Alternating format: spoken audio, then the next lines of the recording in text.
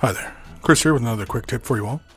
In this video, we are going to be painting scars on a model. And in this particular example, we're going to be painting deep scars on a model. To serve as our example, we're going to use one of Dave's Chaos Marauders. And as you can see there, he's got lots of little flesh, so we got lots of little areas to choose from as far as where we're going to apply the scars. But I figure we'll do one on his face and maybe one on his chest. Get us started, we're going to use some Wazdaka Red with a little bit of Cadian Flesh Tone. We're going to mix these in roughly a 1:3 ratio. 1 Wazdaka Red to 3 Cadian Flesh.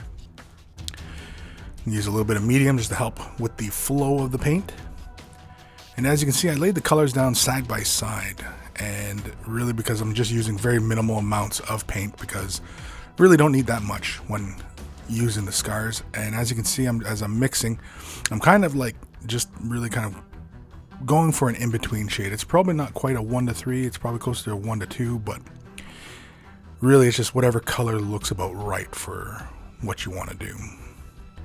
And as you can see here, I'm just using a detail brush and just carefully applying a small line in kind of the classic kind of pattern of right across over the eye, and then here's like another little claw mark. Maybe it was like a monster or demon that clawed him in the face.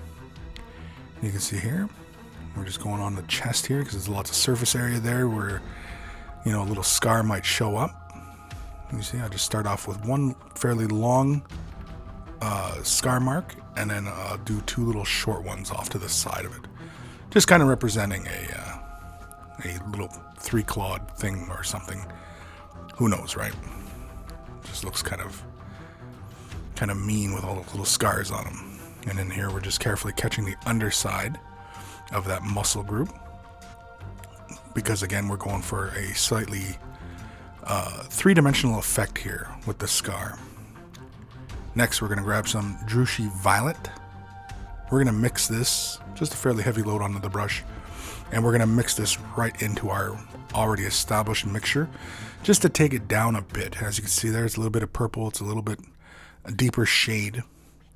And essentially, this is kind of like how we do battle damage. And we're imagining our light source being kind of directly above, and these scars have kind of an angle to them. So we're shading just off to the left of where we established the line. And then here, I'm just concentrating more of the color kind of in the recesses. Really, it's following the natural shadows that would fall on the model. So I'm just kind of going right into that eye socket area and not really bringing the color up too far, because at a distance the eye sees it and the eye creates that graduated color effect. Kislev Flesh is next with a little bit of medium, of course. Grab a little dollop onto the palette. Fairly heavy load onto the brush. And as we just thin it down just to a consistency that we like, where it's flowing nice and smooth, it's not too thin. And now we're going to create the little highlight on the opposite side of the scar. And this creates the illusion that the scar has depth, like it's a fairly deep scar. And again, this is really similar to how we create battle damage on like an armored surface, where you have like the armor chips and things like that. It's really the same kind of principle here. You see, we're just coloring the opposite side of the scar. And again, if we had to really kind of, you know, concentrate on the painting on the face and what have you, it would really kind of bring the overall effect together. You can see here on the chest muscle, we're just highlighting the right-hand side of each of those little red lines, creating the illusion that there is depth there. And we're also concentrating more of the color up near the end of where the scar meets. Maybe that's possibly a raised surface. But essentially, that is it. That's a deep scar on a model. It's fairly quick, fairly easy. Don't be afraid to give it a try. It's easy as that.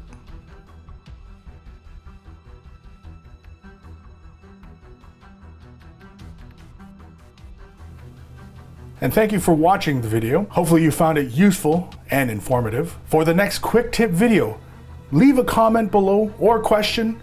as to what you'd like to see answered in the quick tip series. I do post these videos on a daily basis into MiniWarGaming's vault, as well as other painting tutorials, terrain tutorials. Click the link below to start your 7-day trial of MiniWarGaming's vault, where you'll gain access to all sorts of videos, as well as quick tips, terrain, and battle reports, and other random assorted funness.